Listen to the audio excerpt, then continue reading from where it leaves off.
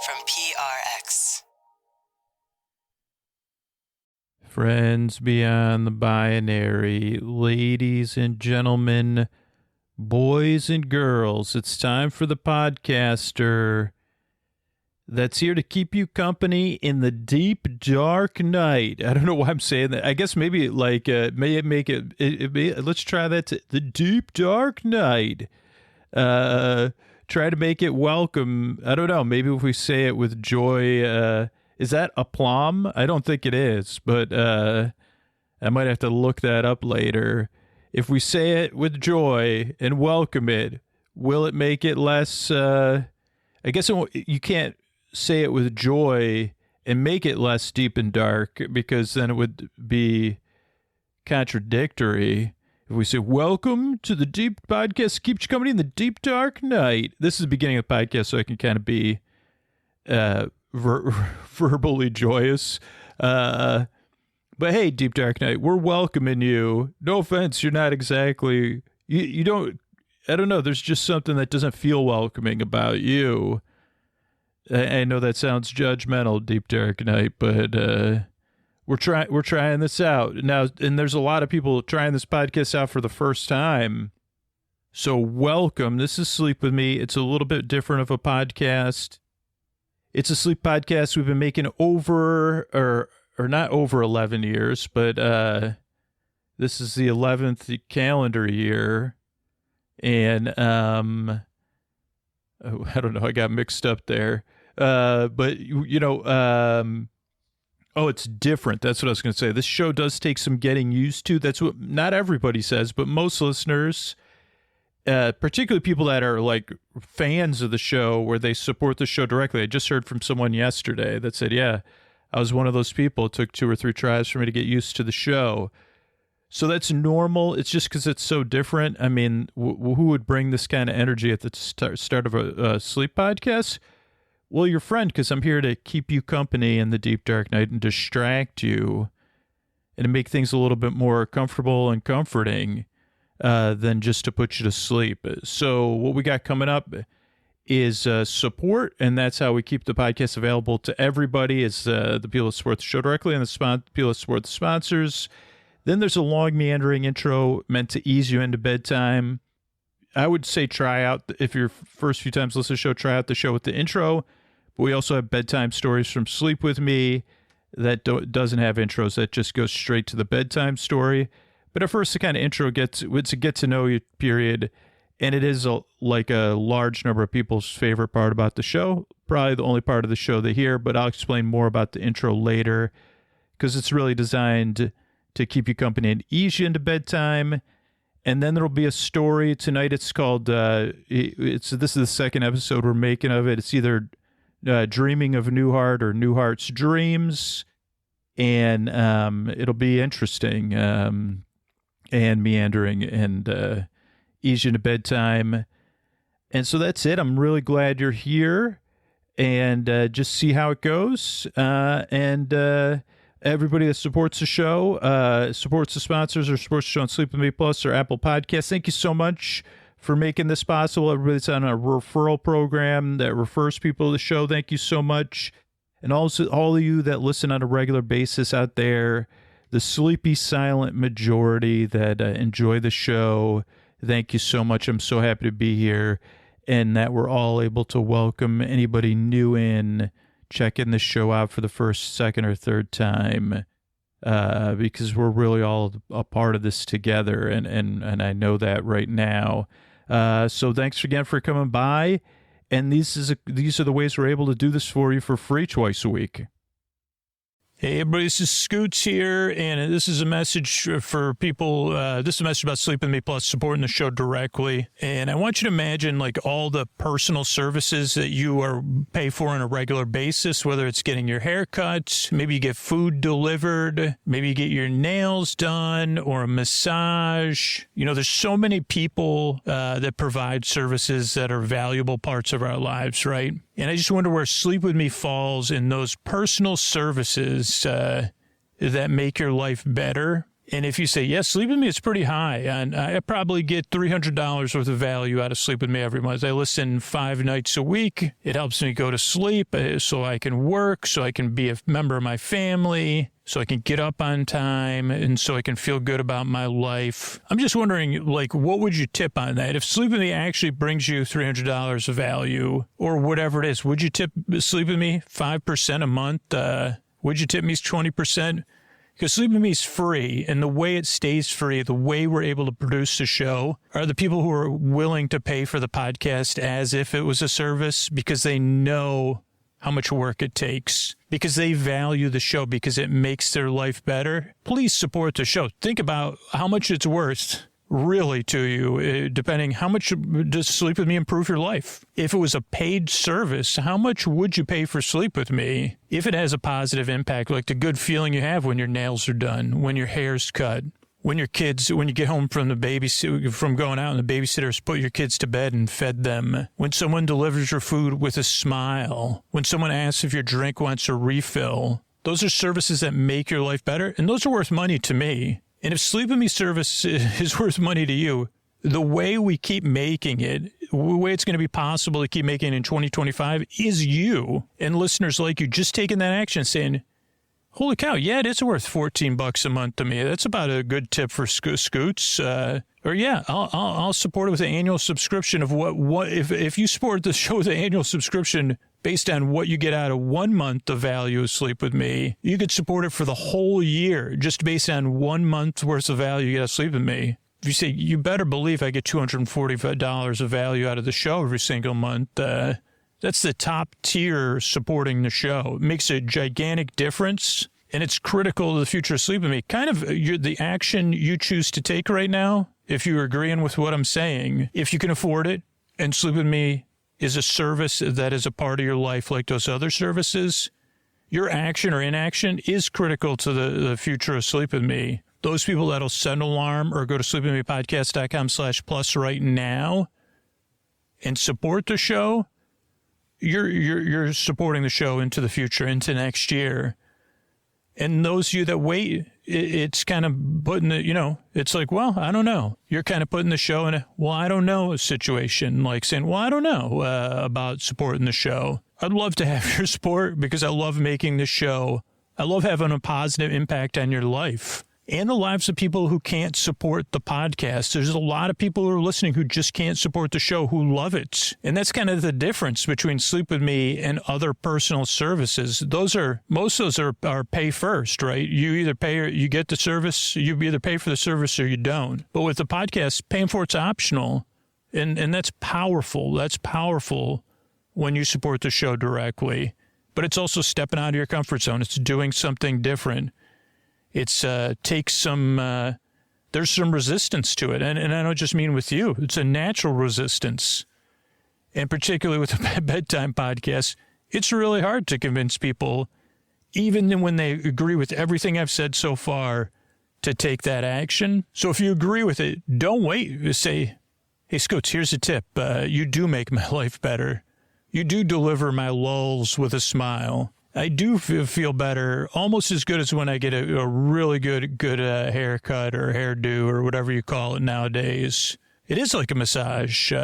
So you could do that at sleepwithmepodcast.com/plus. I'll appreciate it, and so will a bunch of other people. Thanks so much. Oh, Mystery Bart, a lot of people help out in this show. Who are they? Chris Posty Poster Son sounds like an earful. Wrote the theme song. Edits episodes too. Carl W. the Legend. Also edits episodes. Ashley, Kenny, Scotty, Jennifer. Runner. Eric and the team at Astound or on the website. I am the Mystery Bart. I do the lullabies, yeah. I do commissions at JonathanMann.net. I'll write a song for you. Any reason at all. You can tell me the story and I'll make it personal. You see the kindness shine straight on through when the listeners form their own Facebook group. Keith, Stacy, Sarah, Julie, and Jennifer. These are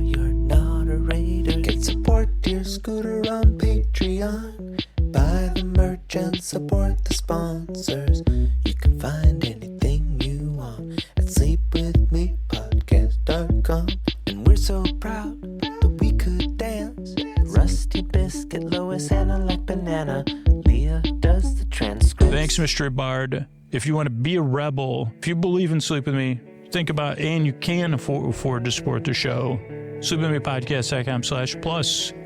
Thanks, everybody. Hey, are you up all night tossing, turning, mind racing, trouble getting to sleep, trouble staying asleep? Well, welcome. This is Sleep With Me, the podcast that puts you to sleep. We do with a bedtime story. All you need to do is get in bed, turn out the lights, and press play. I'm going to do the rest. What I'm going to attempt to do is to create a safe place where you could set aside whatever is keeping you awake. Thoughts, things on your mind, thoughts about the past, the present, the future, feelings, anything coming up for you emotionally, or that's there, or underlying feelings. It could be physical sensations, it could be changes in time, temperature, routine. You could be going through something, you could be traveling. Whatever it is, I'm here to keep you company and take your mind off of stuff so you could fall asleep. And the only reason I go through that stuff is two reasons. One is so you know you're not alone going through this. And, the Deep Dark Night, we welcomed it earlier, but it is, and it's not lonely for everybody. It can have a different flavor for different people. But for a lot of us, loneliness is a part of it, or something like that. Maybe it's a feeling like before that, like, what do they call that? A primordial. I think it actually is. I'm feeling primordial feelings right now. Not in this moment, but with my sleep. I'm going through something. I'm traveling. I'm sharing a room, a twin bed. I'm in a twin bed, and one of my siblings is in the twin bed next to me. It's been different ones at different times. And I've just been, my sleep has not been consistent. How it can feel. Sorry, I got interrupted there by a garbage truck going by. And I was saying this sleep, like trouble getting sleep, it hasn't been too bad, but it's staying asleep, right? And it's different for everybody every time.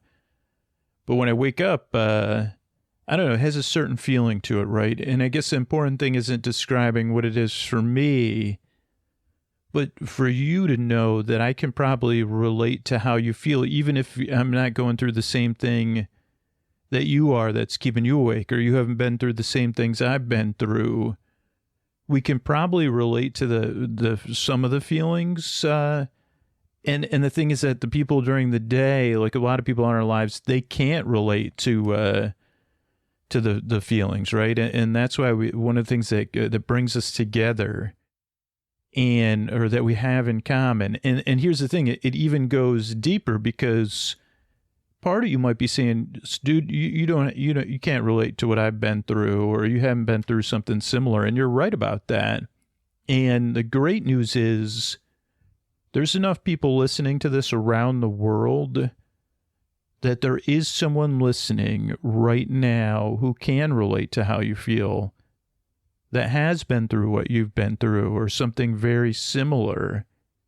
And not only that, they're perking up in bed right now. And they're like, yeah.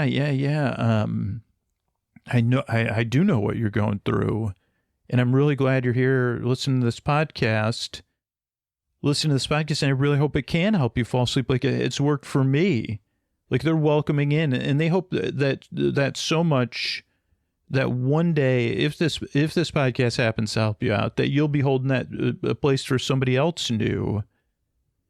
And is, whatever digital and pseudo and whatever the other words there are for this kind of stuff, it's real. Like it may be this has happened in the past, present, the future, or by ones and zeros, but it's real. I can feel it, and I know other people can too. But it's not for everybody. You don't have to feel it either. But the other part of this thing, the show, and the purpose of it is to remind you that you deserve a bedtime where you can get the rest you need. You might not get it every time, and you might have nights like tossing and turning like I've been having, but you deserve a bedtime you don't have to dread. A bedtime you could look forward to or at least feel neutral about, and the rest you need so your life is more manageable. That is important to me, and I know it's important to you, and you deserve that, and I hope this show can provide it, or I'll have a website I'll talk about next where you could probably find something else if this podcast doesn't work for you. But, I don't know. Now I got mixed up. But yeah, you deserve a bedtime and some rest where your life is more manageable. And then ideally you get that on a regular basis and you could be out there flourishing. And that means our world's a better place to be in. Now, this podcast is not for everybody. For the people it works for, give it 2 or 3 tries because it is very different. I mean, you do really have nothing to lose except a little bit of time and stuff. But if you already don't like me, I mean, there's a little bit of a, like it's like a temperature setting, right? If you're, well, I'm not sure about this temperature I'm feeling about you, give it a few tries. If you already know I'm out of your temperature range, I have a website set up for you, sleepwithmepodcast.com/no thank you. And that has other sleepy stuff on there you could check out and try and see if that works for you. So give it a try, sleepwithmepodcast.com/no thank you, because this show and me is just not for everybody. And the other stuff I said is still true, whether you like me or not, whether you have a strong distaste for me, because I hear about it on a pretty consistent basis. And that's why for years we've had that website. You could check that out. You don't even have to let me know. You could find something else, another sleep podcast or sleep audio or something else that might help you get the rest you need and deserve. What do I do here? I send my voice across the deep, dark night. I use lulling, soothing, creaky, dulcet tones, pointless meanders, and superfluous tangents, which means I go off topic, I get mixed up, I forget what I was talking about, then I get mixed up again, and it's all to keep you company and take your mind off of stuff so you could get the sleep you need and you deserve. It's kind of this is a podcast you just kind of listen to, like a out of focus picture or sand running through your hands or a TV on in the other room. Like maybe somebody else is listening to it, but it's low enough that it's calm and it's soothing. Or like a friend you call on your phone or on the old-fashioned telephone in the movies, and you say, just go ahead and talk to me, and I'm going to listen, but I'm not going to really pay attention. But I want you to really try to barely engage me. That's what this show kind of does. It's a podcast you just barely listen to, but you can listen to it. I'm here to keep you company whether you're awake or asleep.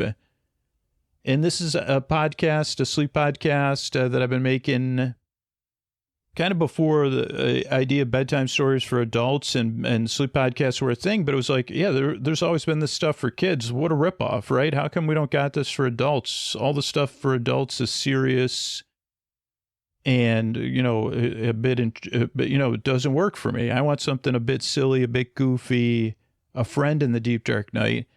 And even though this is a sleep podcast, it's not meant to put you to sleep. There's no pressure to fall asleep with this show. That's the reason the episodes are just around an hour, over an hour, is because it's here to keep you company and take your mind stuff, whether you're awake or asleep. There's people who are listening who need a break during the day or who can't get the sleep they need. They just have a kind of sleeplessness where they're going to listen to the show for comfort and company. But you can do either one, right? Like there's no pressure to fall asleep. And I'm here to be your bore friend, your bore bae, your bore sib, your bore cuz, your bore bestie, your neighbor, your bore burr, your bore bee, your bores, your bore person in charge. BIC, baby. That's a new one. Your bore bee, I think I said that. Your best bore friend forever. Your friend in the deep dark night who keeps you company.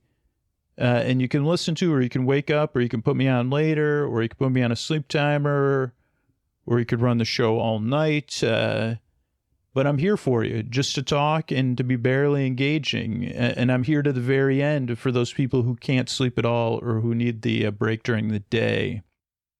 So that's a couple important things about the show. Another thing that takes some getting used to is the structure of the show. And I'll explain why the show's structured the way it is and then how you can adjust it. But the first few times I recommend listening to it this way. So the show starts off with a greeting, friends beyond the binary, ladies and gentlemen, boys and girls. And that's so you feel greeted. So you feel seen, you feel welcomed, whether you're coming back for the 1,000th time or what do we have, 16? I don't even know how many episodes we have. But most episodes, believe it or not, get listened to more than once anyway. So it could be someone's, 10,000th time getting greeted by the podcast, right? If they listen all night long. I know the math, but there's people that listen to 8 to 10 episodes a night. So, but yeah, if you're a regular listener, it's to welcome you back. And then if you're new, it's like, okay, I kind of get the tone of the show. And at least I feel welcomed in. I'm still not sure. Then there's support, and it's either direct or sponsors that get directly supported by listeners or just listeners who directly support the show.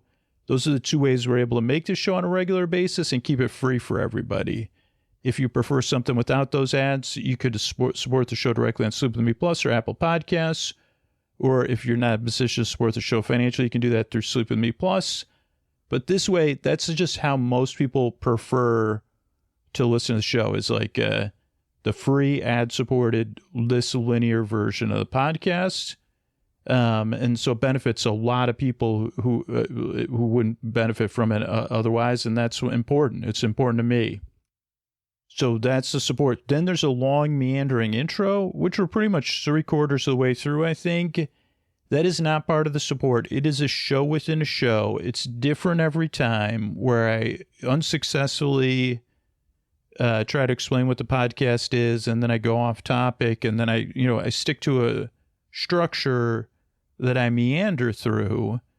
So that's different every time. So every time you listen to the beginning of the show, it has a sense of familiarity and comfort, but it's not the same. So you can stay distracted and have some comfort in the deep, dark night and some newness. And the intro also serves to ease you into bedtime. And so most listeners are getting ready for bed, winding down, or getting comfortable during the intro, not falling asleep. There is a couple percentage of people that do fall asleep during the intro, and that's great for them. And of course, a lot of us are in rooms with people or partners or homes or roommates that are sleeping so soundly, or pets, and we're so happy for them. And I never, pass it by chance to pander to pets. During the intro is a great time to pet your pets, blow kisses to them if they're not the pettable kind of pets, or just, kiss your bicep for them, whatever it is, wave at them, smile at them, and we'll all pander. Pandering to pets is important. Even if it's what are those, like a chia pets, or what are those to good? I don't know how to say that word, but digital pets, they deserve it too. We could pander to all pets. So the intro goes on and on and on to ease you into bedtime. And if you prefer a show with just the stories, you could check out Bedtime Stories for Sleep With Me. Or if you support the show directly, you get these giant podcasts full of story-only episodes. So you could do either one of those. And if you listen all night, that might be a better option. Or you could build playlists within your playlist app, your podcast app. But yeah, the intro is it's just like some people have a really strong reaction to it, but it's meant to ease you into bedtime and for you to get comfortable. And that's what works for me personally, even with like being out of town and dealing with some stuff. I've been trying to stick to some kind of bedtime routine, and it has helped me get to sleep some of the time, even though my nights have not been great and restful. And by the time this episode comes out, that like these I record way in the future, I'll pass through this time, and my sleep will be different. But having a bedtime routine to ease me into bedtime is important. And so that's what the intro does. Then there's support again, so the show can come out and we can work on it and make it. And then there'll be our bedtime story, Dreaming in Newhart is what we've been calling it. And then and then that's it. That's the structure of the show. That's why I make the show. Believe it or not, as free and easy this sounds, a team of people work on this show. We all yearn and strive. We work really hard because we want to help you fall asleep. So thanks again for coming by. Thanks again for being here, whether you're new or regular listener, whether you're sleeping so soundly already, we're happy for you. Or whether you're doing something else, you're awake, or you're taking a break during the day. I'm glad you're here, and I yearn and I strive to bring you comfort and to help you fall asleep. So thanks again for coming by. And here's the ways we're able to do this for you on a regular basis. Everybody, this is Scoots, and this is where my purpose is to kind of say, hey, would you ever think about signing up to pay for a free podcast? Which should be easy, right, when it comes to Sleep With Me. This is a podcast a lot of people count on. It's a part of their lives. It makes your life better. It's something you come back to. But if Sleep With Me is a part of your life, right, it's kind of a no-brainer to pay for a free podcast. The hard part is getting you to do it right now or to set a reminder so when you wake up in the morning, you support the show.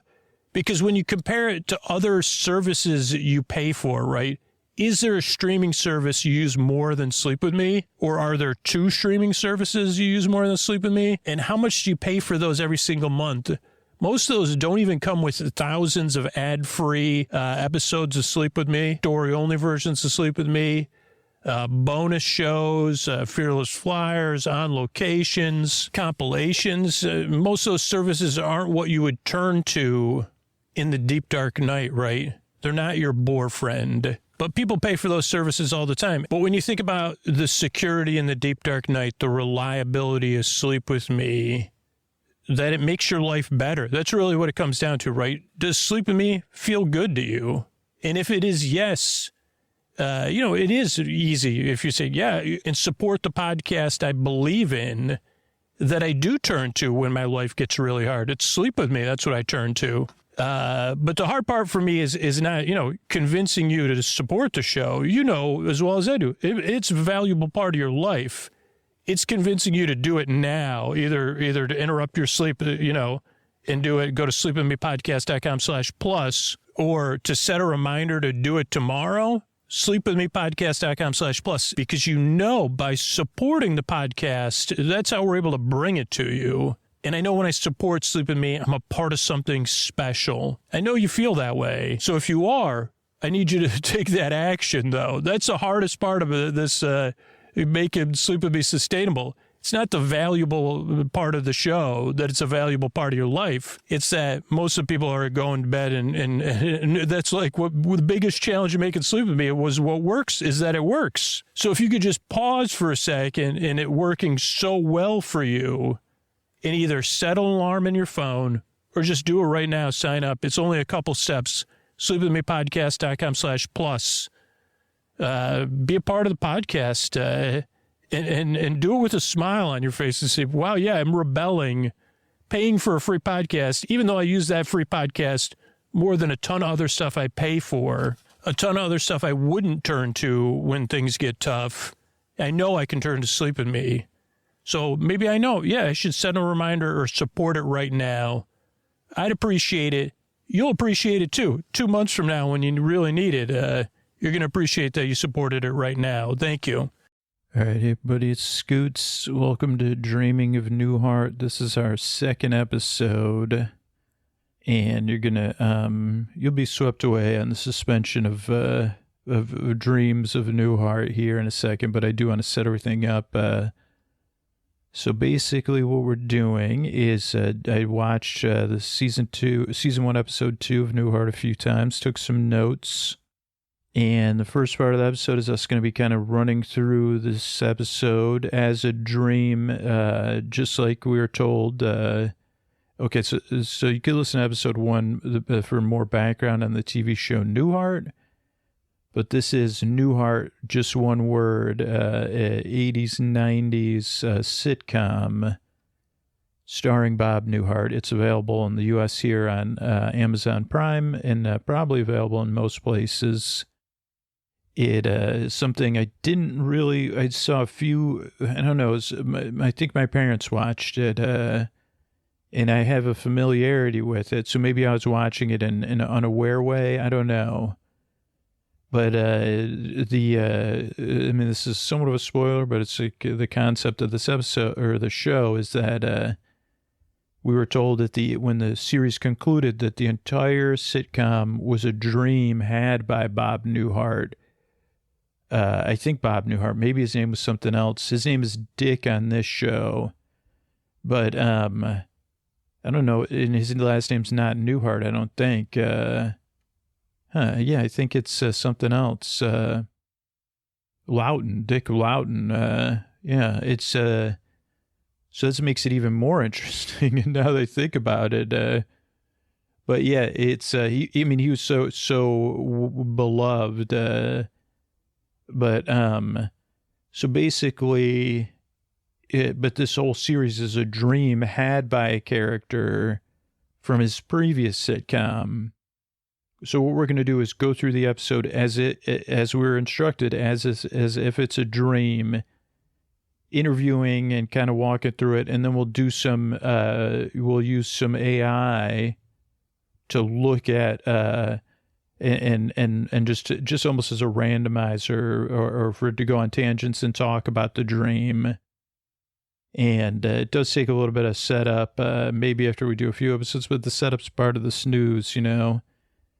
So, and we won't be going forward after this. We won't be watching the episodes sequentially, but we'll be jumping around similar to TNG just because there's so many episodes and different characters in different seasons that I want to check out. So, yeah, without further ado, I'm going to introduce, I guess, imagine my internal Dick Loudon and someone interviewing them. And yeah. Okay, it's good to see you again. So I know this is a second time meeting, and I know you've been keeping these journals. So let's kind of go through the dreams you want to talk about today. Okay, thanks. Yeah, it's I had the same dream as I keep having the recurring dream of a car moving through the countryside. Pretty much on a regular basis, and I know we talked about it before. It goes through a bucolic town, and it ends at that same white house or inn that in the dreams, these dreams I've just been having, where this woman who's my wife lives. In this dream, she's watering plants, and then that guy comes in. And I don't know, now that we're talking about it, the idea that I'm having dreams that I'm not in, I realized that, he told me that in some theories that everyone is me. Okay, it's okay. You don't have to be ready to process any of that at all. I understand. So, but I didn't mean to interrupt you either. Yeah, so it's like, I don't know, just the idea that these people are me or representatives of me, or just that I'm dreaming of people and I'm not there, but I'm not there as the observer either. Like I'm you know what I mean? I'm in, so it's just hard for me. Okay, that's good. That's good that we're talking about it. Why don't you tell me about this dream you had? Well, it's kind of basic. My wife was watering. This is just what I remember, from the journal. Is she was watering plants, and then that guy Kirk comes in, and he's dressed all in Dartmouth clothes. He's got a blanket, Dartmouth sweater, sweatshirt or something. He's got a turtleneck on, and he's got a picnic basket, a blanket, a pennant for Dartmouth. Is it Dartmouth or Dartmouth? I think Dartmouth is fine. That's what you were saying. He's got a hat on, so it feels autumnal. And my wife is spraying plants. And then Kirk he starts talking about how he's going to the Dartmouth-Harvard game. It's the biggest thing in the thing. He's going with Leslie, who works for us. He has binoculars even to watch the game. It's the biggest game of the season. Everybody goes, picnics and stuff like that. Floats, sounds like a big deal. But he's not being honest. I mean, I know he has that because Leslie comes and he says, Leslie, would you like to go to the game with me? And she says, actually, I got to go study. Thank you, though. And then Kirk heads out. My wife is kind of laughing about it. Then another part of the dream was like that guy George, who works at the inn. I think this. I don't know if this is the same dream or another dream.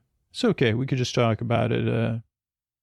And he's talking about how we need or we're having a conversation. It's in the middle of the conversation, like the dream just started. But we're talking about buying a new furnace. We need a bigger one. And we can't figure out where to put the furnace. And I keep giving him, I'm trying to give him, it doesn't make any sense because I'm saying directions based on a compass, but I don't know how in the basement you would know what the compass is anyway. And then he's saying, okay, can't put it there, it's too big. Then you can't put it there. The southeast corner is where the stairs are. The southwest, and he says, that's where Mrs. Newton lives. And I say, who? And he says, Mrs. Newton. She's the friend of the basement. And I say, wait a second, there's a friend of the basement? Our basement? Named Mrs. Newton. He goes, oh, yeah, she's the friend of your basement. She's best friends with your basement. And I say, whoa, wait a second, what do you mean? He goes, oh, yeah, everybody knows that. And I say, like, well, where is she? He goes, oh, no, she's there. Like, her presence is always there. Like, the basement had her as a best friend, and she had the basement as a best friend. And I said, this doesn't make any sense. I said, Joanna, she comes, I said, can you help me here? There's a woman named Mrs. Newton who's best friends with our basements. She goes, what, wait, she's back kind of spraying the same plants again. And they say, yes, Sarah Newton was her name. This is the George, her helper, best friends with her basement. You could go down there. She left a plaque down there that says, this is my space for spending time in the basement. There's a chair there. It's her chair. And she wants, that's her chair to hang out with the basement. And I don't know why we never noticed it before. I guess it was just like, we thought it was just stuff in the basement, like a sign that said, the reserved for the best friend of the basement. And then George kind of goes through that this is a store. Everybody knows it. How long has she been best friends with the basement? 300 years. Everybody in town knows about this. It is different.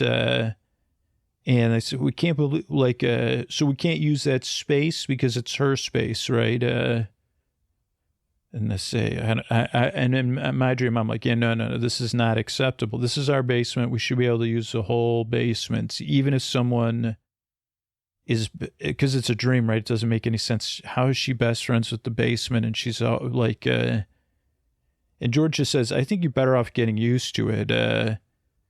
Sometimes I walk across her space, but, I'm just crossing over it. And Joanna says, we got to call somebody. And I say, I don't know who I would call. She goes, I just don't like the idea of this is our inn.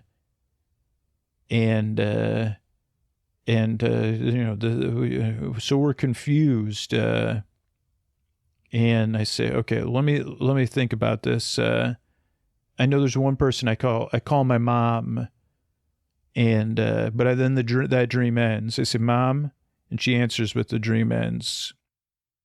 Then later I'm in my office working on stuff, and this is another dream about the furnace. George comes in, he says, I got a couple furnaces picked out. One's European and one's not. First he says one brochure's in color, one's not. And then he says, yeah, one of the furnaces is European, one's, not is made in the U.S. here. European one will take longer to fix, but the one made here costs more money. Or $10 more, he says. And I say, okay, well, let's get that one then if it's easier to fix. And George is impressed. So he says first class. Then I have another dream that George just tells her, Joanna, about the furnace, but she thinks it's about figuring out this best friend of the basement thing with Mrs. Newton. So then George is a little down that he disappointed her. Then I had another part. This is another dream recently where it's similar, the same stuff. My wife comes in. She's been working on this thing with the best friend in the basement. And I guess this is the same dream. But she says, did you do any work, Dick? And I say, yeah, I found out this inn was before the county was existed. So we can't, this is a historical rocking chair and sign. And Joanna says, okay, great. Because, I did go to the Historical Society of Genealogy. Everybody knows about this. So she's really been making it like a historical thing. I kind of feel like a little bit like I let her down because I only made one phone call. She was running over town. I also ate an orange, and the orange peels are on our desk. Joanne also says, like, Jacob Newton was one of the founders of the town, and her house was originally on the same site. So Joanna's like, this is why. Like, this was her basement. So, of course, she's going to be best friends with the basement. By the way, this is the most cozy basement. I never see it in my dream, but I know it's a cozy place where the warm furnace is. And so it's not like a archetypal basement. And then I tell Joanna a joke about my aunt and my uncle. And people, even in the dream, I hear people laughing. And I'm very pleased with myself. And she's very, like, it's very flirty. Like it's just a moment of levity, though. But she thinks this joke's very funny. But then she says, let's put the Newtons back together. Like, maybe her husband was her best friend. We should bring her, like, sign in her chair to where her husband is. And I say, that's a great idea because this is like 25% of our basement we don't have access to. So then we go to where, where based on their belief system, to consult the person that has a history and is where Mr. Newton is hanging out. But he thinks we're there to join, to say, hey, let's take part of your belief system. So I have to give him $20 in order to talk to him about this stuff. And for some reason, I don't want, I just spent the $10 on the furnace. So giving up the $20 is hard for me.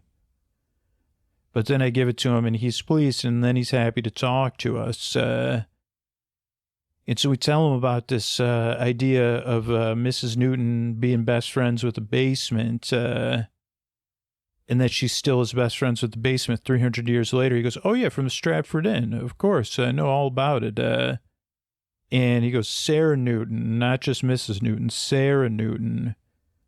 And then my wife says, yeah, her husband is rests here, and we'd like her to join him, because and say, well, isn't he your best friend, not the basement? And she goes, do you have any precedent or history or any idea? Can you help us with this?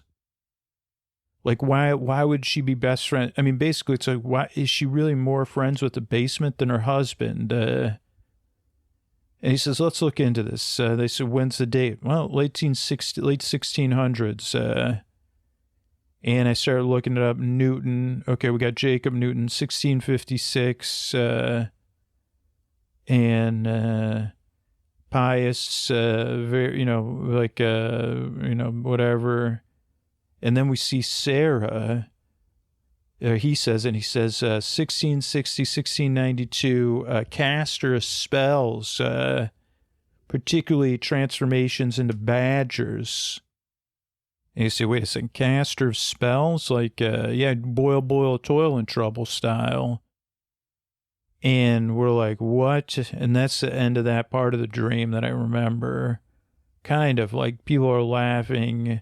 But my wife's like, wait a second, like, do you have any proof of this? Or is this just one of these, like, things that dudes back then got obsessed about? So she says, this is an outrage.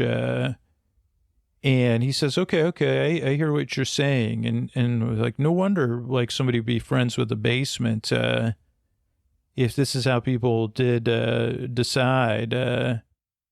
And that's why her house, like, they removed the house even. They couldn't get rid of the basement.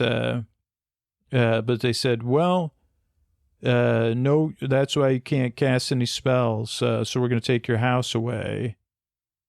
And also could make, if she, like, possibly, like cause your hair to change color even. And at first I tried to defend. I said, well, if she's changing people into badgers, my wife says, no. And she says, Reverend, can't you clear this up?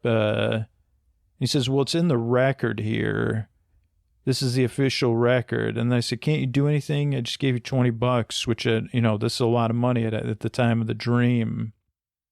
And he says, well, I could go by the official route, or I could just, take it out. You'd have to go through a bunch of bureaucratic stuff, and the hierarchy, unanimous decision, yada, yada, yada. But you did, you seem nice enough. I could just I could just get rid of this stuff. And we're like, really? And he goes, yeah, you got a pen, pencil? I'll, clear this right up. He clears it right up. And my wife's like, that's it. So Mrs. Newton can be with her husband now? And so we're still at this place where it's like, okay, she must want to be, they must be friends. And I thank this Reverend, and he says, yeah, don't worry. We consider, he goes, we consider ourselves enlightened, a strange thing to say. And he goes, by the way, don't do it. Don't feed any, he goes, have you seen that movie? Don't feed anything no snacks in the basement after midnight. And we're like, oh, that's strange. Then we go back to the inn. Now, by the way, our inn was 1774.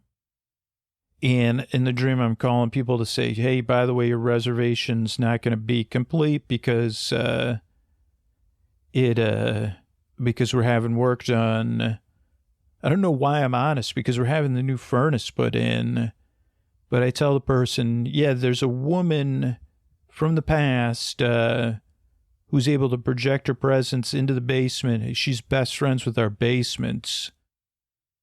And I know that's going to sound strange, but we're going to be working on it. She's got a rocking chair and a sign that says she's best friends with the basement. Also, there's a line that would only glow if you're paying attention. And she says, I'm sorry, I'd prefer to stay at a different inn.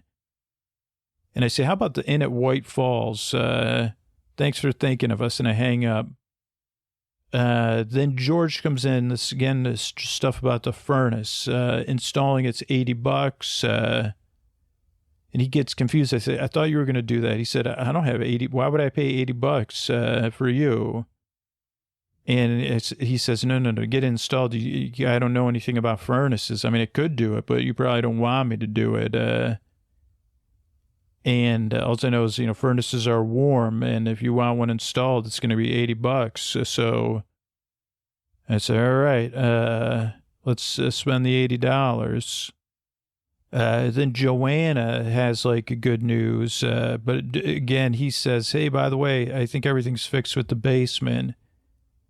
And she goes, but he meant the furnace again, and she thought she meant things. And he says, forget it. It's that same kind of theme of letting her down. And there's somebody supposed to be coming to help. And Joanna's like, I'm going to be so relieved because I'm really starting to have an affinity for Sarah. because I've been learning more and more about her. She had 7 children. She was a great mother.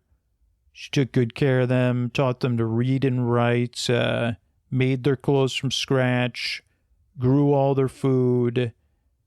And then people are saying she's a spellcaster. No, she's a hard worker. And I agree with her. I say, who would have thought the time? Then Kirk and Leslie are talking about going in the basement.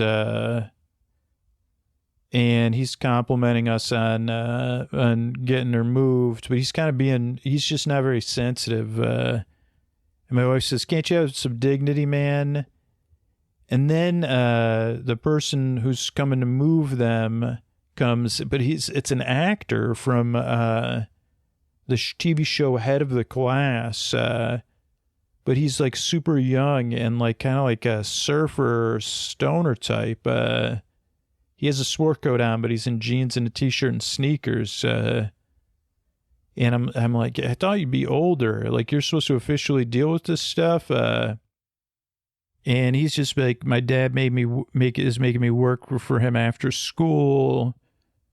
And I'm kind of not very nice to him because I'd have thought he'd be more mature. He's talking about taking a van to Europe. So I keep making these quippy comments. And I'm making things uncomfortable. And then he wants to get to work. And we say, okay, because he must have not understood that he says, so you just want me to move the chair and the sign, right? And we're like, no. Well, it's like you're going to have to talk to the person and make them comfortable, but you won't be able to see them because they're best friends with the basement. And we just wanted to get it over with. And he says, I'm sorry. Because, again, this is like where the dream logic comes in. He doesn't, but he's not dreaming, it seems like, because he doesn't understand. And he makes a reference to another sitcom, The Addamses. And I say, no, this isn't like that. And he says, forget it. I can't do this. I can't work with you. And then he takes off. And I say, I don't know what I'm going to do now. How are we going to move a rocking chair and a sign by ourselves? I wish she would turn him into a badger. And I said, okay, what are we going to do now? And Kirk says, hey, I know a company that'll do anything for $1. We'll do anything for $1. Just the name of their company. And Kirk says, I have them move stuff, fix stuff, recommend restaurants. It sounds too good to be true for $1. So I call them, and at first they say they're really busy, but then I tell them it's a really strange situation of a person that's the best friends with the basement. They say, we'll be right over. This sounds awesome. So then they like, we'll be here in 5 minutes. And so that was kind of dreamy. They said, okay, like, and I get this sense in this dream of, can you have deja vu in a dream? But I get this sense of impending, like this is the first time I've dreamed of these anything for $1 guys. And but I don't, like, I feel like I already, like, this is in the dream. This is the first time I'm meeting them or aware of them. But, so they come in, the next part of the dream is like, they come in and my wife's working, Joanna. There's 3 of them, anything for $1. And she's surprised, and she calls me, and, they're a little bit different, and like one of them looks like he's one of the Marx brothers, and I say hi, and the main guy says, I'm Larry, this is my brother Daryl and my other brother Daryl. The other 2 Daryls are silent, even though this was before. The other person looks like Kyle MacLachlan. So one brother looks like a Marx brother, and the other brother doesn't. Looks like Kyle MacLachlan, and neither one of them speaks. They're silent. And they say, where's this best friend, basement bestie? And we say downstairs. And they say we can't wait to meet her and see her setup because we're best friends, the three of us. So we can't wait to get down there. And the brothers are kind of giggling. They're way too excited, way too eager. And my wife she has a sense of discomfort I can sense. So she's very stiff physically. And they're like, we're going to get right to it. Don't worry. And she says, oh, man, I'm not feeling so great about this. And she says, are we really doing it? Is this really a good idea? And I say, yeah, this is what you wanted, right? She goes, I'm not comfortable with this. She's best friends with the basement. And I say, yeah, but this is what you wanted. That's probably a good idea. She goes, I don't know. The more I get to know her, I think her real relationship was with her children in this basement and not like it was a sense of this was a comforting place for her where she wanted to be. It was her best friend. And, it doesn't sound like her husband was her best friend. Like the basement's her best friend. And she says, it sounds like her husband was a JERK. Like, where was he when they were saying she was changing people's hair color and turning people to badgers? And they took her home, and she was only left with the basement. And I think we should give her space permanently and not move her chair or her sign. I'm protective now of her. We're going to have to look out for her when no one else did. I say, you sure about this, honey?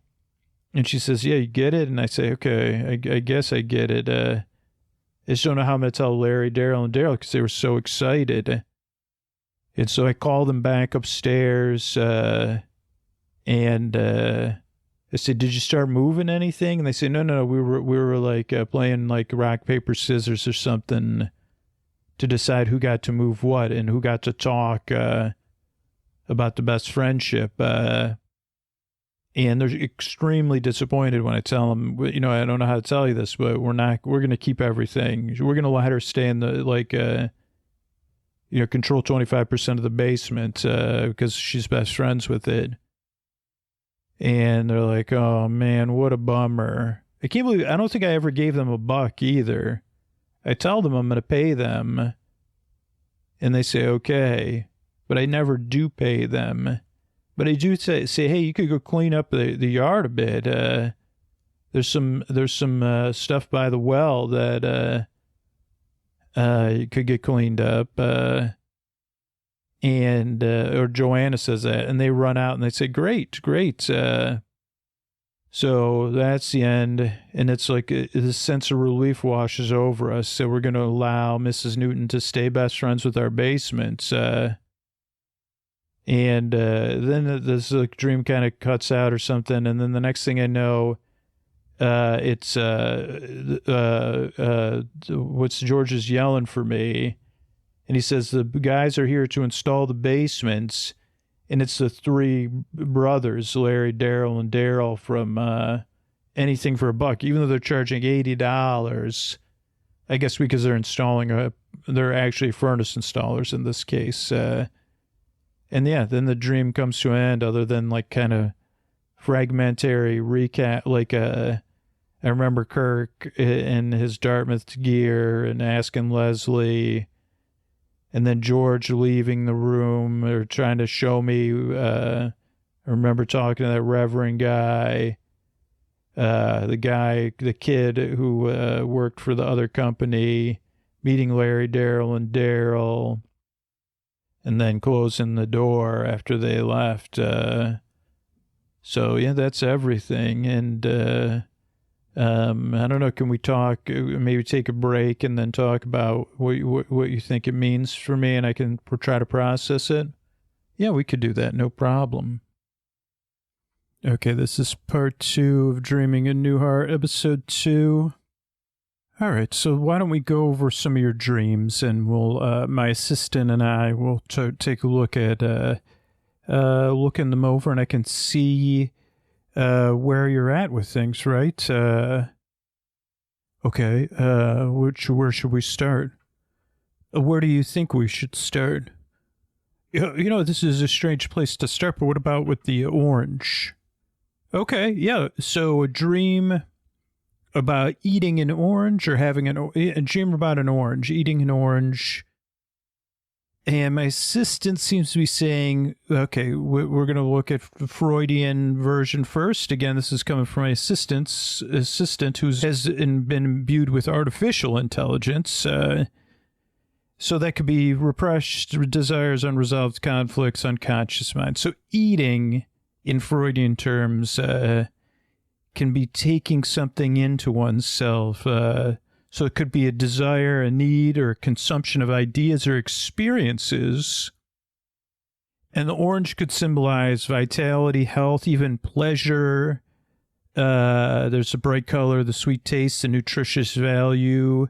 It could even talk about, sweaty back type stuff because of the round shape and juicy texture.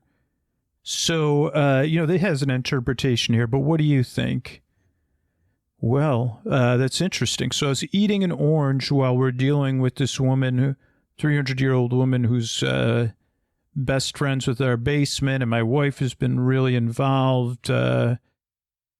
And like I said in the dream with my wife, and this woman is my dream wife, not my real wife. But there was a flirty moment, and it was so I can see that she's been imbued with this vibrancy in the whole dream, or the cycle of dreams I had. And it had made me more attracted to her, my dream wife. And I know we're not talking about my dream wife here, but it's interesting. So it was a very stimulating experience that kind of brought a different type of life to each of us. So yeah. Okay, well, let's see. Let's look at a Jungian. It could be new. The eating part could be new knowledge experiences. Orange could be energy, creativity, life force. And it could be powers associated with the sun, consciousness, clarity, personal power.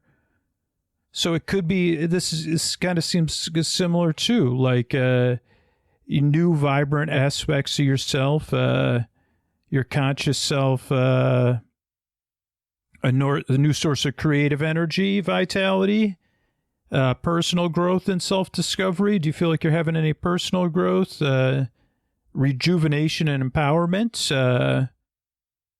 And then the contemporary version, according to this, processing new information, emotions, or experiences, health, energy, positivity, because of its nutritional benefits and bright color. So what do you think? Desire, this is the conclusions my assistant is offering. It could be sensual pleasure, emotional nourishment, assimilation of new experiences. We kind of covered that, your sweaty back, attractions. The Jungian could be new vibrant aspects of yourself into your conscious awareness, energy, creativity, personal growth, or a need for renewal, self-care, positivity, processing the new refreshing experiences of your life. So any other things you're picking up on? No, I think the flirty aspects are kind of what, and that, yeah, this experience, with this inn that I keep dreaming about, is, I don't know, it's a part of it. Okay, what do you want to cover next?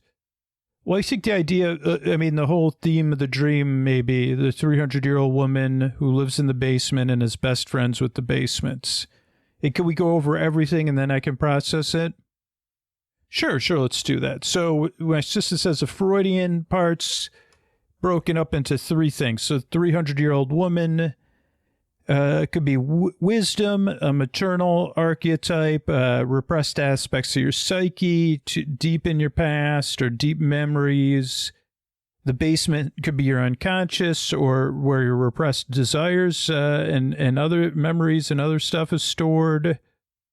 And that's kind of the foundation of your psyche. And there could be aspects of yourself that are hidden or you're ignoring. Now, the fact that the best friends with the basement, that could indicate a close relationship with your unconscious mind or repressed aspects of your psyche, harmony, acceptance for your hidden parts, maybe a deep connection with your unconscious mind, repressed memories or emotions, with wisdom and a long history with these elements. Her friendship with the basement suggests a level of acceptance and integration of these aspects. So I think this is a powerful part of the dream. I'm glad you brought it up. And this dream could be highlighting the importance of acknowledging and harmonizing. So this could be the beginning of a long-term relationship with these dreams at night, possibly, maybe even 5 or 6 or 7 years worth. Why do you find that funny? Oh, just because I was thinking, I don't know. Let's move on to the Jungian wise old woman archetype, deep wisdom, feminine aspects of the self, a connection to the collective unconscious, the basement unconscious mind, foundation of the psyche, shadow aspects, hidden potentials, best friends with the basement, harmonious relationship with your unconscious, and an integration of the wise old woman archetype into your psyche. So maybe you're connecting with this wise old woman archetype within your unconscious, and that's a profound wisdom, integration of feminine aspects of yourself, and the friendship could indicate a harmonious relationship with your unconscious mind. So I think this is a positive thing, too. The modern analysis, the 300-year-old woman could be an accumulated wisdom of life experiences or aspects of yourself. The basement, again, the unconscious, hidden thoughts, feelings, and memories, and foundational aspects of your personality. And the best friends with your basement, again, a positive relationship. Maybe you're comfortable.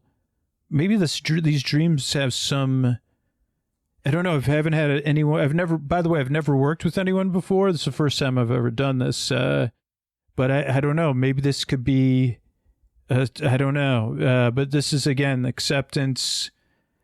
I think that's it. This is, how do you feel about this? Yeah, I mean, I guess I'm looking forward to seeing how it unfolds. It's weird that I guess my reaction is that it caused such disruption, right? This interpretation of the dream as this positive thing, but in the dream it was a source of disruption. So I'm just wondering if there's like a disruption, that I can look at the disruptions in my regular day-to-day life in a different way. You know what I mean? Like, I guess I kind of know what you mean. So you're saying, hey, that's interesting. That's really, because dreams are kind of different, right? And we have to live in the real world. So, yeah, that's what I'm saying. Is like, in the dream, the woman that was best friends with the basement was really not a positive thing. And even at the end, it was kind of like something I was willing to live with. And it was really an inconvenience that caused a bit of chaos. But I guess at the same time, what the orange kind of showed me was that it also stimulated me in either my relationship with my wife or a relationship with the feminine aspect of myself or my, sensual needs. And maybe it would be helpful to look at disruptions in my regular life that way. Okay, what more do you want to kind of cover today? We got some time still. What about the furnace? Okay, so the idea of, can you tell me more? Sure, like replacing an old furnace with a new one, but we couldn't find a place for it. And then, of course, the old woman who was best friends with the basement. Okay, my assistant's been listening and said, okay, starting with the Freudian, so the old furnace, old system of warmth and energy, and outdated emotional or psychological mechanisms you rely on for comfort and stability. the new furnace is a new way of maintaining warmth and energy, and maybe a desire for new emotional or psychological resources. Now, the fact you cannot find a place to put it, frustration or conflict about getting these new ways. I mean, wow, this is like my assistant in the dream. You're one step ahead of them. Oh, thank you. So yeah, could this be an internal conflict between old and new, managing your emotional and psychological well-being? The old furnace represents these outdated coping mechanisms, and the new furnace symbolizes a desire for change. And there's a struggle between those two, trying to find the right place. And the Jungian, kind of the same way, old ways of inner warmth could be past attitudes or beliefs. New ways, renewal, transformation, new source of energy. And I guess they had the orange. Wow, I'm really glad you started with the orange. And the cannot find, it's the challenges in the process of the challenges in the process of integrating new aspects of the self into the existing psyche.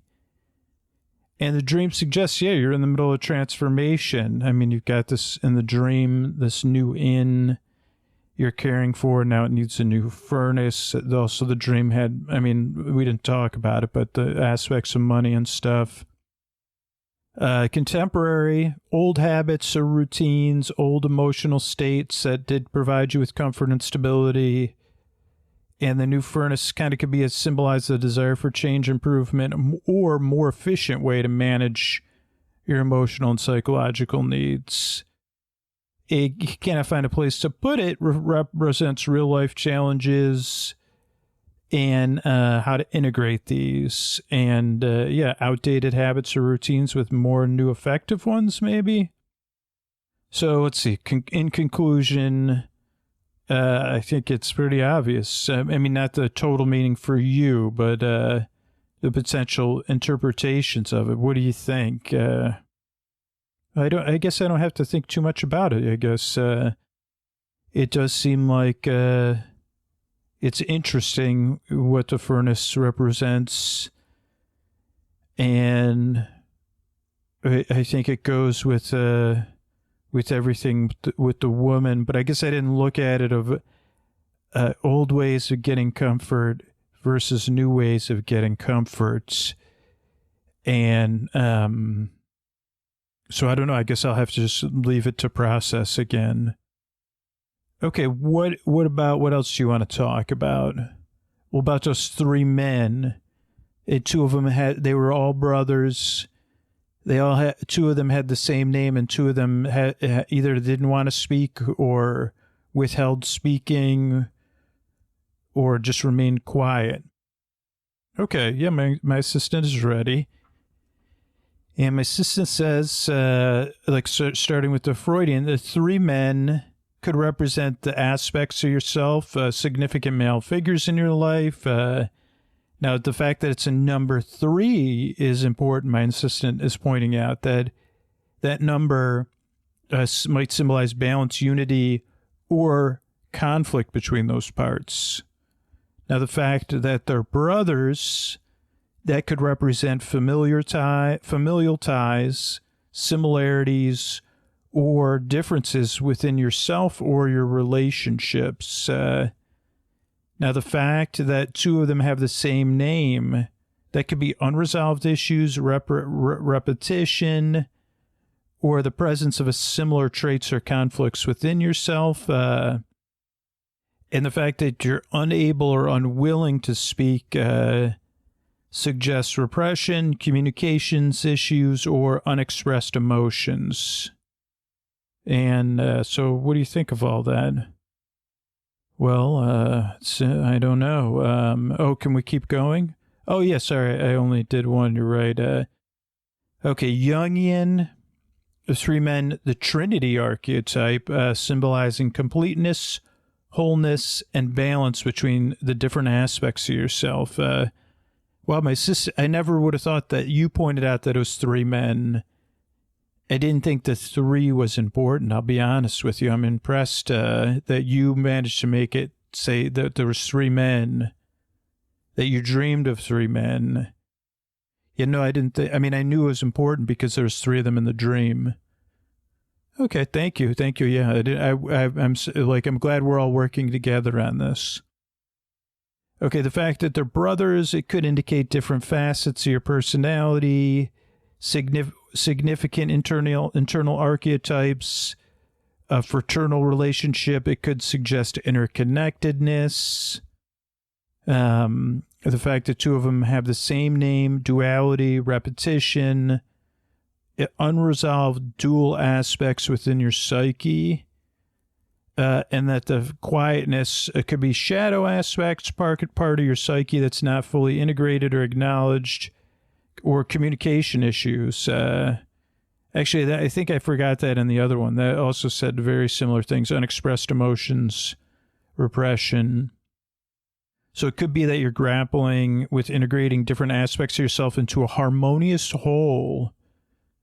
And the three men symbolize a need for balance and wholeness, while the two with the same name could be dual aspects of your personality. The fact that they don't speak could point to shadow elements. So I think you're looking for this I wonder if this will become a repetitive aspect of your dream or not. Again, why do you laugh when you say that? I don't know. I may,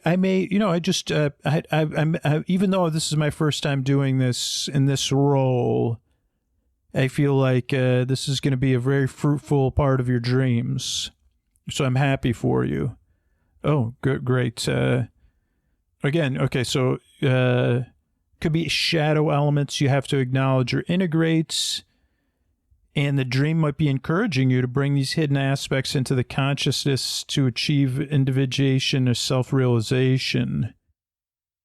Now, the contemporary interpretation, there's three men in different roles or parts of your life, possibly aspects of your personality or relationships.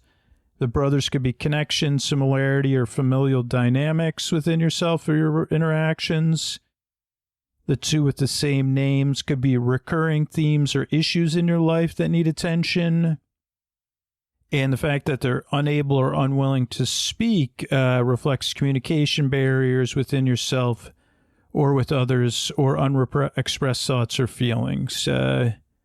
So personalities, life roles interconnect, but they're distinct. The repetition, maybe themes are recurring. Unwillingness to speak or inability could highlight communication barriers, unexpressed emotions, unresolved conflicts. And maybe you need to confront and resolve these communication issues to achieve greater personal harmony and understanding. Okay, I guess again, I like that I'm learning this, but I'll remain open to it, I guess, and see where it goes. Okay, anything else from the dream you want to talk about? Yeah, what about anything for a buck? Okay, the anything for a buck, my assistant says business, the fact that it was a business, it could represent your career ambitions, the way you engage with the world. It might also symbolize your values and how you gain satisfaction or security. The phrase anything for a buck, willingness to do whatever it takes. This could be a focus on financial gain, maybe at the expense of others or ethical things. In the Jungian sense, business could symbolize the persona, and that's the aspect of yourself that you present to the world in professional or public contexts. Anything for a buck, that might be the shadow aspect of your psyche, highlighting parts of yourself that are driven by materialism or pragmatic approach to getting by. Maybe a balance between your persona and your shadow aspects. And maybe your shadow side is willing to prioritize financial gain at the expense of ethical considerations. Business in the contemporary, it could be professional life goals and strategies, pragmatic or possibly cynical view. And you might feel pressure to prioritize financial success above everything. So yeah, I guess this kind of could be real life pressures and attitudes towards finances or compromises. Is there a potential conflict between your desire for financial security and your ethical or personal values? Or do you have to reassess your priorities and ensure your I mean, maybe if we talk more next week about your day-to-day life, and you bring in some day-to-day conflicts, that might help, give some context. Could you, keep a journal of maybe one, come next week with, what you dreamt about and what your week was like? And I think that'll help us, moving forward. Okay, yeah, I'm willing. I'll be willing to do that. Okay, I'm excited about that. Yeah. Let's see, we do have a few more minutes together. Let's just. Is there anything else about the anything for a buck part that is coming up for you? No. But I like that idea of keeping a journal. Because I don't really my weeks are. I don't really keep it. I've been keeping more details of my dreams and not my regular waking life. So you really have no idea we've never talked about my waking life at all. No, I just know you're a very humorous person. You kind of have a dry sense of humor. You have a bit of an edge, but you have a soft edge. I'm saying, you're not a. You're I don't know what the root words of curmudgeon are. You're not a curmudgeon, but you're like a crudge or a mudgeon. You're not a full curmudgeon. You know what I mean? You're like a smudgeon, like a soft mud. I guess, yes, I understand what you're saying. You're insulting. Oh, see, that's the humor I was talking about. It's usually wittier. You're actually wittier than I make you seem, though. Okay, thank you. So, do you have one more part of the dream you want to go over? Yeah, what about the fact that the woman that was in Friends with the Basement, with the turning children to badgers and changing people's hair? Okay, yeah, let's see. My assistant has some things prepared here. So, woman with magical powers in the Freudian sense, feminine figure, powerful feminine figure, representing mother, and I know you called your mother in that dream first. Anima figure, part of your psyche that has significant influence. Turning children into badgers could be, or animals at all, repressed desires or instincts. That could be innocence or potential.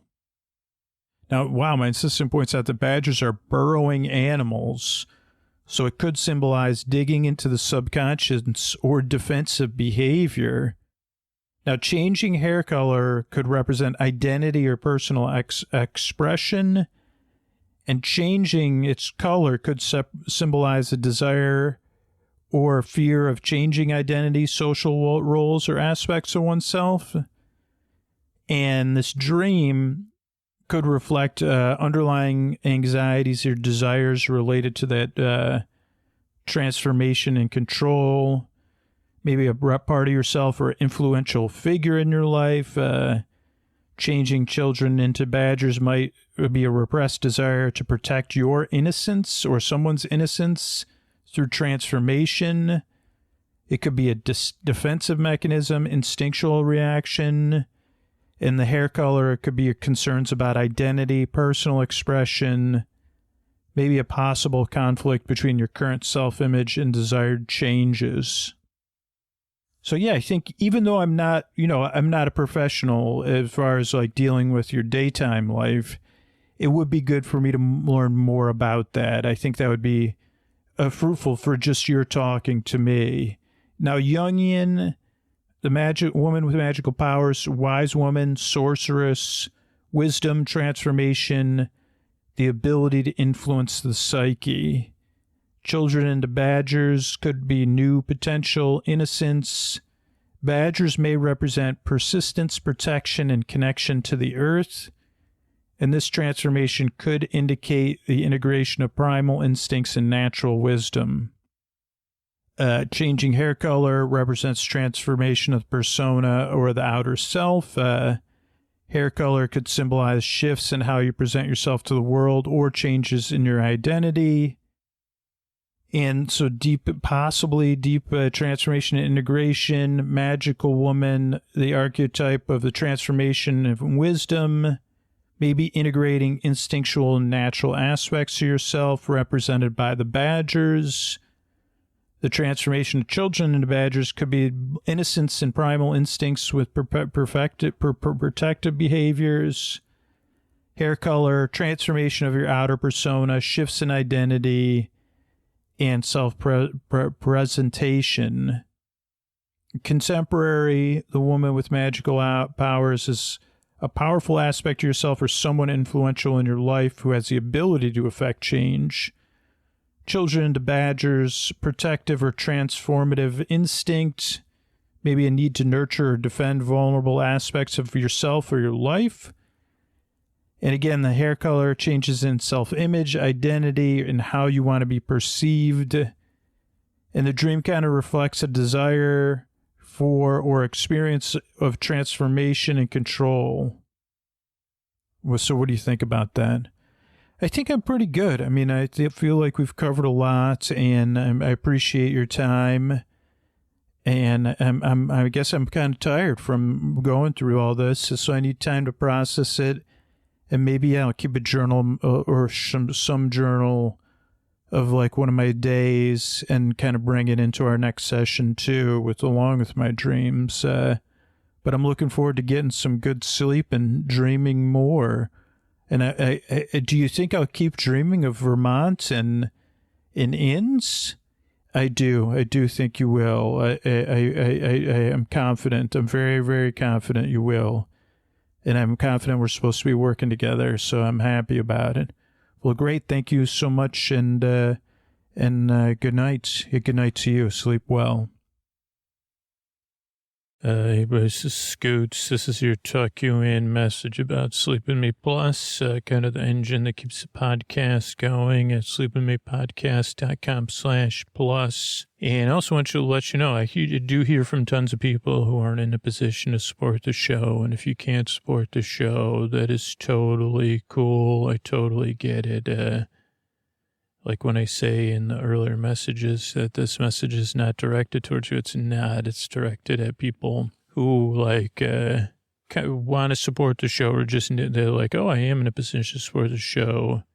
And then much like me, they, other stuff distracts them between when I talk about it. That's a pretty normal experience, right? But I always like to clarify that because now, if you can't support the show financially, but you really want to support the show, we do have the referral program. You could do that at sleepwithmepodcast.com/refer, R-E-F-E-R. Probably had about 10 people who've earned between 3 months and 5 years of Sleep With Me Plus, memberships, just by referring people to free podcast. So you could do that. You could also always check out our sponsors at sleepwithmepodcast.com/sponsors. Check out the free trials or take the Helix quiz. And then maybe down the road, you never know. You might be in a position where you want a new bed or you want to try out any of the other sponsors we have. But yeah, it's, I don't know. I always like to clarify that because it's not about the audience is, there's people there that they like, you don't get like, that's the greatest thing about getting emails from listeners, especially the once a year where I do the kind of thing where it's like, hey, if you're in a position to support the show, let me know, because I do hear from those people every year. And I totally get it because I was in that position while making this podcast. I couldn't afford a car. Could lived in a really small 1-bedroom place with my daughter, and whatever came in went right back out every single month. So I know what it's like not to be able to support stuff. So don't worry about it. Again, like those messages at the top of the show are just aimed at exactly those people, because the majority of people, they sleep through the podcast, right? Or they prefer the ad-supported version. So, It's just getting through those people that just needed a little bit extra. Or they're like, oh, yeah, like I can put these, I don't use these subscriptions as much as I use Sleep With Me. Let me pause those other subscriptions. Because there's a couple of subscriptions. I didn't even pause them. I said adios to because, I said, like, I'll start back up when I'm ready to watch something on there, but I'm not going to pay for it. Just keep it waiting there because I don't use it on a nightly basis. So anyway, I'm glad you're here, and I just want to offer some reassurance and some comfort in the deep, dark night. That's my job. Now, if you are listening to this and you say, well, yeah, I have been putting off support and Sleep With Me, you are the person I'm trying to get through to. And I hope you're comfortable in bed. Don't worry, there's plenty of other episodes of Sleep With Me you could queue up after this. But think about setting an alarm in your phone or putting a note and putting it on your bedroom floor and saying, tomorrow at breakfast, I'm going to go to sleepwithmepodcast.com/plus. I'm going to support that podcast that's there for me night after night after night when I need it. Because I do appreciate it. It does make my life a lot. Sleep With Me makes my life a lot better. And that's why I pay for a free podcast. Or that's why I'm going to set an alarm now and do it tomorrow. Or send yourself a text, though I tend to ignore a text for myself unless it's about what I got to record. So thanks so much, and good night, everybody.